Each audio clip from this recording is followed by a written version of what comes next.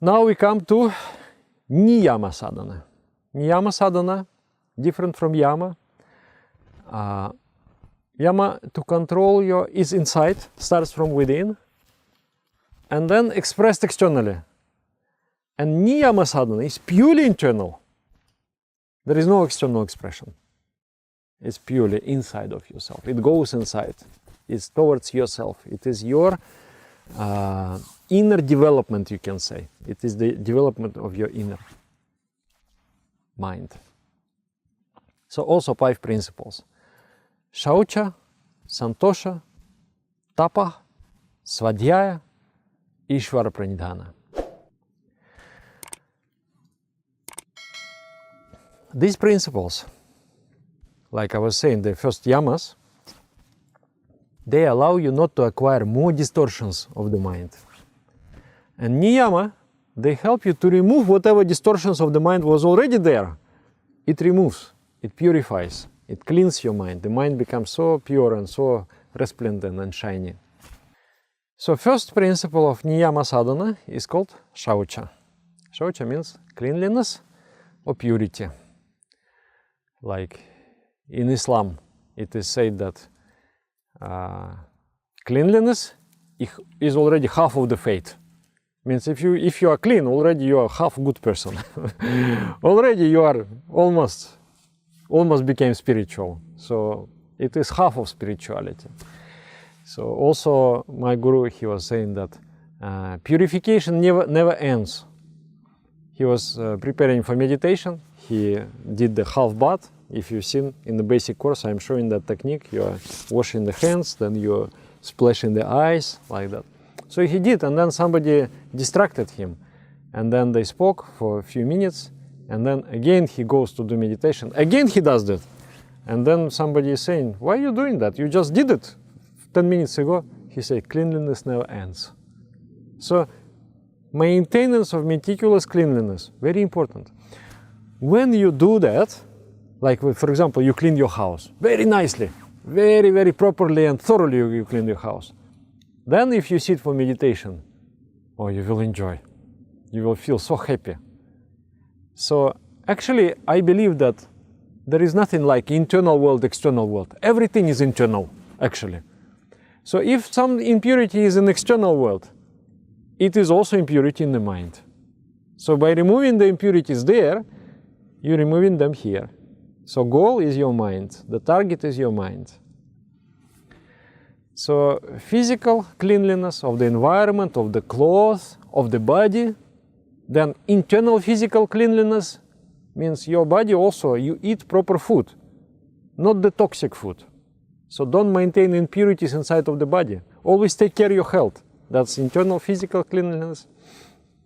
Then cleanliness of the mind. Only deal with such movies and books and theater and everything which uplifts the mind.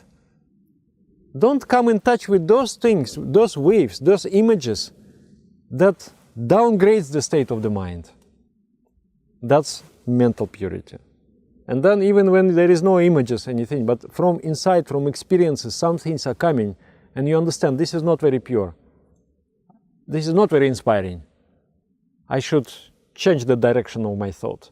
So you impose on spiritualization on your thinking. And then you get rid of those thoughts. So that kind of maintenance of the purity is called Sauca. So purity makes you very, very, very inspired and very peaceful. Sweetness, you can experience sweetness of spirituality. Sauca, Santosha. Santosha is the principle of being content. I want to be content. I want to be happy in every circumstance of life. There is food, I'm happy. There is no food, I'm also happy. I was reading some story about Shiva. So he was a yogi, ascetics, and then he comes back to the home and he asked Parvati, did you cook some lunch? She said, oh yeah, lunch. But did you bring anything to cook? Yeah, but I brought some rice. Yeah, but that rice we finished last week. Oh, how's about those vegetables I brought? Oh, those vegetables we finished day before yesterday. Oh, okay, Parvati, then I will fast. And she said, no, it's okay. I went into the forest, I found some roots and I cooked. No need to fast. So he was this kind of embodiment of simplicity. It's like, okay, whatever is there, I will be happy with that. So this attitude means I don't want to encourage here to be without food in the house. But if by chance there is a situation that something you don't like, you decide not to not like it, but decide to like it. Because there is no use in being grumpy, in being unhappy. Rather, you are sabotaging yourself and you are cutting your legs. You are removing that power, that is a resource from yourself. The happiness is the great resource. Happiness is the great energy.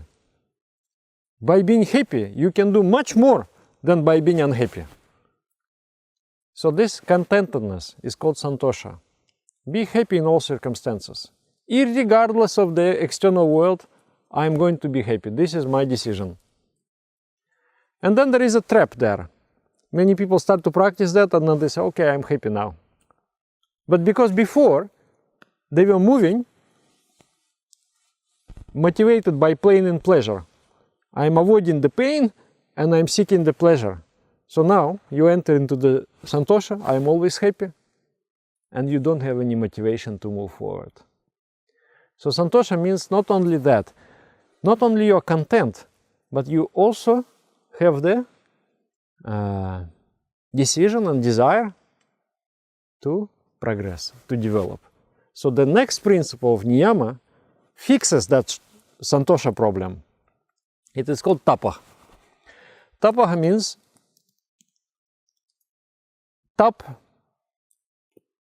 Tapa means to be heated, to be heated. Like before, the people, the yogis, they had this idea that if I suffer, then it will attract the attention of the god. So they will put fire all around themselves, and in a very the burning sun, they're sitting there and meditating, doing tapasya. So that kind of sentiment is not very rational, but they had that kind of feeling. So that's to suffer for the attainment of the goal. This is spirit of Tapa. So my spiritual teacher, he has explained, like if you want to give somebody present, that somebody is good that he desires that kind of present. So if you want to give some gift to God, the God should desire that. The God doesn't desire your suffering, but he desires your development. Just like every parent becomes very happy when the child achieves something. So similarly, we all being the children of the divine, and the spirit itself, your own spirit, your own soul becomes so happy when there is this breakthrough, when there is this achievement. So if you want to truly make divine happy, then develop yourself. So enduring hardships for the self-development, or enduring the hardships to serve the world, to somebody doesn't have happiness. So I take part of my happiness and I give to him. Means I sacrifice my time, I sacrifice my resources, I sacrifice my money, I sacrifice my whatever. To little bit give more happiness to someone who doesn't it. That is also, and by that you make the universe also happy. So that kind of accepting hardships for your own attainment of the higher stance of consciousness, or for serving the people of the world, or even not people, animals also, and plants. That type of practice is called Tapa. So you now, it's not like before, you are moving only, okay, pain, avoiding pain and seeking pleasure. That is very low way of consciousness. on a very low plane of consciousness. Now, person has a mission in life. My mission is to develop myself. My mission is to elevate my own state. And my mission is to serve everybody. So you come out of that stagnation. So Santosha allows you to live the materialistic path, and Tapa allows you to embrace the path of greatness. So that is Tapa. Then fourth one is Svadhyaya.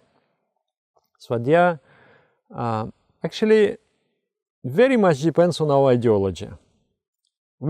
Everybody does have ideology, like a guiding principles of life. What we believe very much, what is our priority.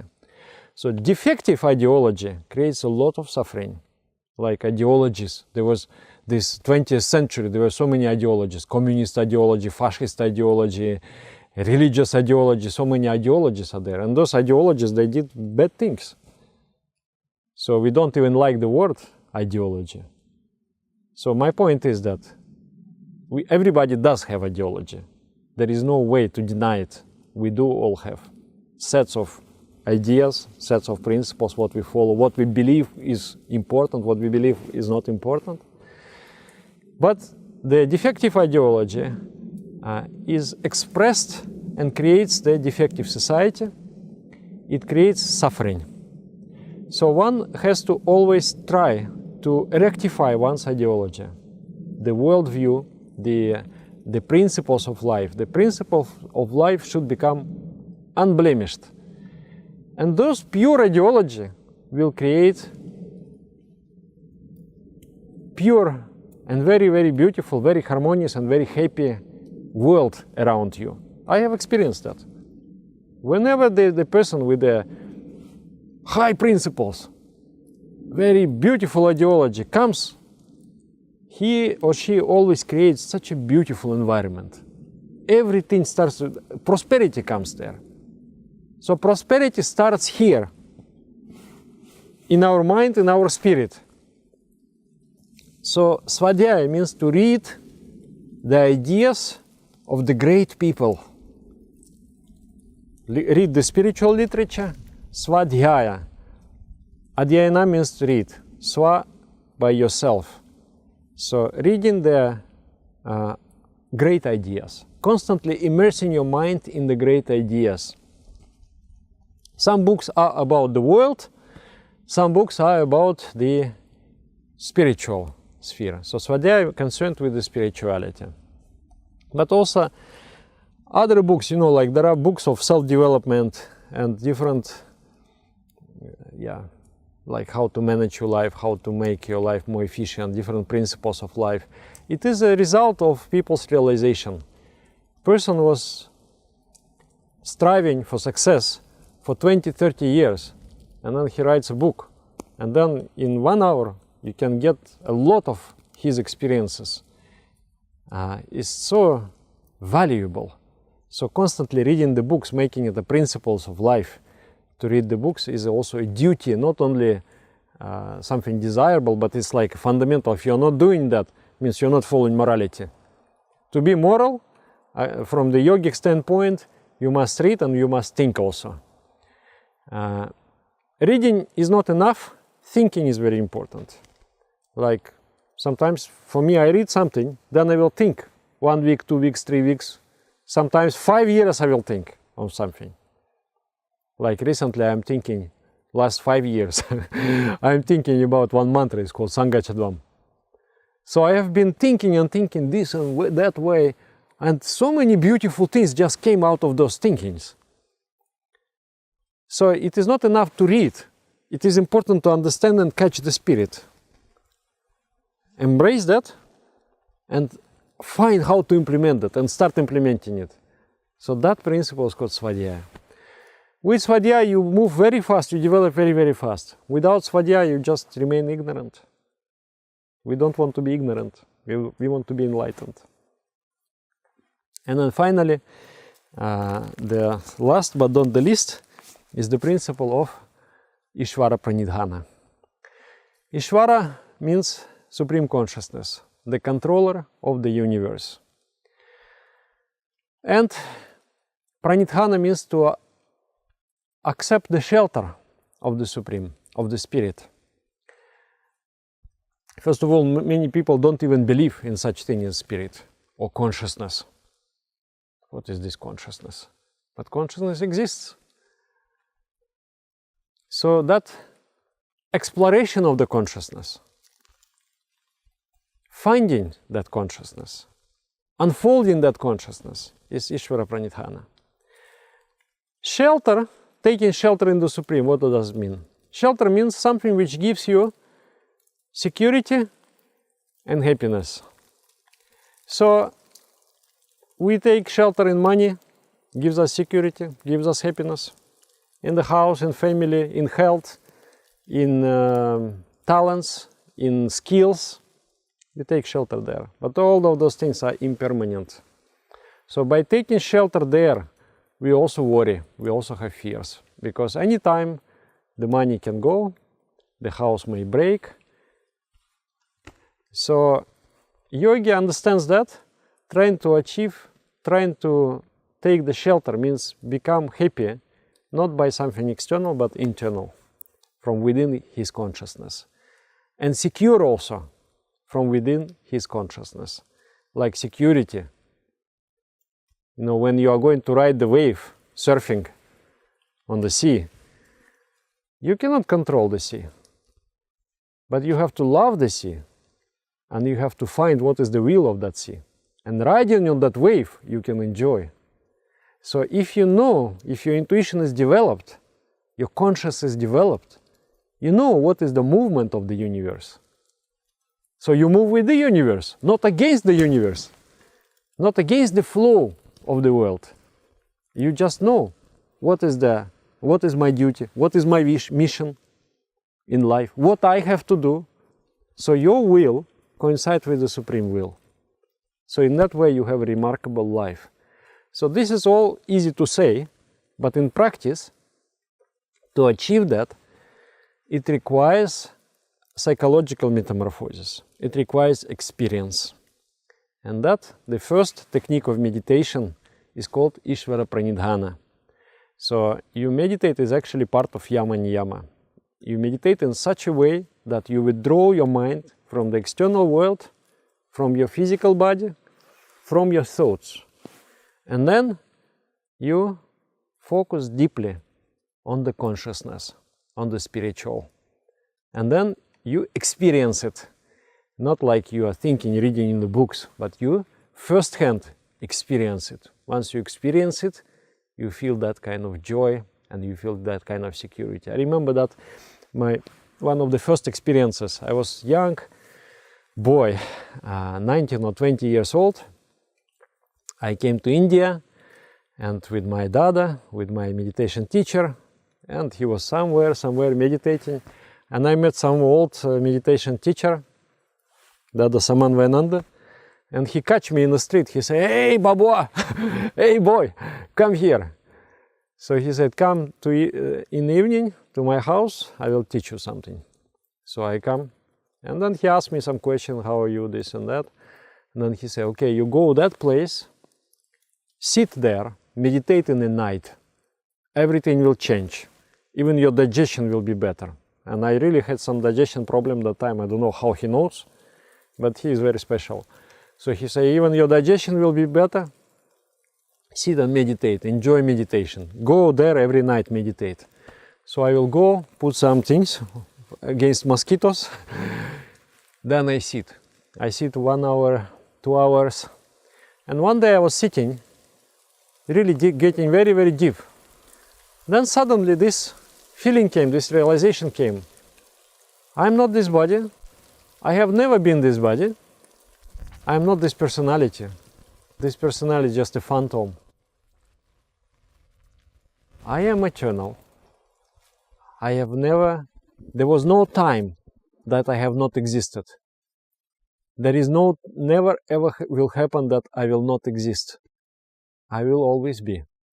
So that was not like now I'm saying it's intellectual, it's easy to say, but it was just such a clarity, in my consciousness, I just felt that complete feeling that this body, I'm not there because I've done all these techniques to remove the feeling of the body. The body is not there. I'm pure consciousness. And I have always been, and I will always be. So there was this transformation. So when I came home, people were asking me, what happened to you? What happened to you? Everything, your face have changed, everything changed. I say, I don't know. I was having nice meditation there in India. So it has changed my attitudes, my different, just whole ideology of life has changed. So this is called Isvara Pranidhana. So you do it, you strive to discover to truly who you are. That's the effort of self-discovery is called Isvara Pranidhana. And it gives you really the happiness of life. So these were the jamas and niyamas, 5 principles of jama and 5 principles of niyama sadhana. Cultivation of those create the basis for spiritual practice. Without those, even the asana, even the physical exercise, they actually increase the unhealthiness of the mind. Many people will argue now, but if you want to argue, it means unhealthiness of the mind is there, actually. Because it is if there is this, pride, if there is this different distortions of the mind, then you practice asana, you practice pranayama, you increase that energy. So all those diseases, all those distortions, they become more strong, they become more powerful. So preparing the self, need to practice asana, need to practice pranayama, need to practice meditation, but they should stand on this firm foundation of jama and niyama. So as you become more and more elevated, uplifted, this yama and niyama become more and more important. When I was childhood, I was reading book on yoga, and I was thinking, oh, this is boring, this is boring, this is boring. This is not boring, like meditation. But later on, as I go on the spiritual path, I find that this is not boring. This is most important. Once the foundation is there, meditation works just like magic. It works so smoothly, it's so easy and effortless. But if this foundation is not there, then meditation is a big struggle. So we do meditation, we develop in meditation, we do asanas, we develop in asanas, but at the same time, we develop in these principles of jama and niyama. So in that way, the mind becomes more and more healthy and more fit for the practice of Ashtanga Yoga, 8-limbed path. More we will continue in the next video. I will speak about asana, the physical exercise of yoga. Namaskar.